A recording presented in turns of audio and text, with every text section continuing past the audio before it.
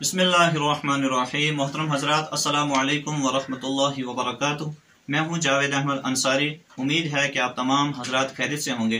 اللہ تبارک و تعالی آپ کو خوش رکھے، آباد رکھے، سلامت رکھے، اپنی حفظ و امان میں رکھے، آمین۔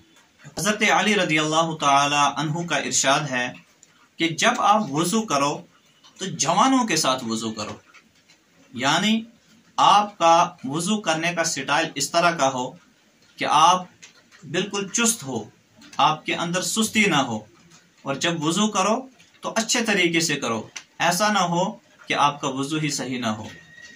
اور دوسری بات، جب آپ نماز پڑھو تو بزرگوں کی طرح پڑھو۔ بزرگوں کی طرح نماز پڑھنے کا مطلب یہ ہے کہ آپ انکساری کے ساتھ، عاجزی کے ساتھ، سکون کے ساتھ، خشوع اور خضوع کے ساتھ نماز پڑھیں۔ جب آپ رکوع کریں تو بالکل آرام سے رکوع کریں، رکوع سے اٹھیں تو بالکل آرام سے رکوع سے اٹھیں۔ ایسا نہ ہو کہ رکوع ابھی کیا ہی نہیں اور کھڑے ہو گئے، کھڑے ابھی پورے ہوئے ہی نہیں تو سجدے میں پہنچ گئے، ایک سجدہ پورا نہیں ہوا تو دوسرے سجدے میں پہنچ گئے۔ اس لیے نماز کے بارے میں یہ آیا ہے کہ نماز کو بزرگوں کی طرح پڑھو، یعنی بالکل خشوع اور خضوع کے ساتھ پڑھو۔ تیسری چیز ہے دعا۔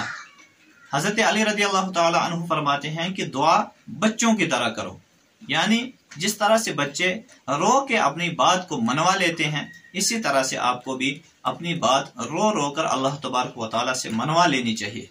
اس میں آپ کو ایک چھوٹی سی بات بتا دیتا ہوں کہ جب ایک بچہ اپنے باپ کے سامنے آہوزاری کرتا ہے، کوئی چیز مانگتا ہے، روتا ہے، تو باپ کی آنکھوں میں بھی آنسو آ جاتے ہیں اور باپ وہ کام کرنے کے لیے مجبور ہو جاتا ہے۔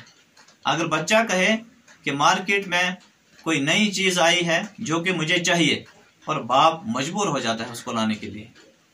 اسی طرح سے اگر یہی بچہ پھر ماں کے سامنے آہوزاری کرے، ماں کے سامنے ضد کرے، تو وہ زیادہ ہی ایموشنل ہو جاتی ہے، زیادہ ہی نرم ہوتی ہے، کیونکہ ماں کو زیادہ ہی محبت ہوتی ہے بچوں کے ساتھ۔ اور اللہ تبارک و تعالیٰ کو 70 ماؤں سے بھی زیادہ محبت ہے اپنے بندے سے۔ جب یہ بندہ اللہ تبارک و تعالیٰ کے سامنے گڑ گڑائے گا، اللہ تبارک و تعالیٰ کے سامنے اپنے آنسو بہائے گا، اللہ تبارک و تعالیٰ کے سامنے یہ گناہگار ہاتھ پھیلائے گا، تو اللہ تبارک و تعالیٰ اس کی دعا کو ضرور قبول کریں گے۔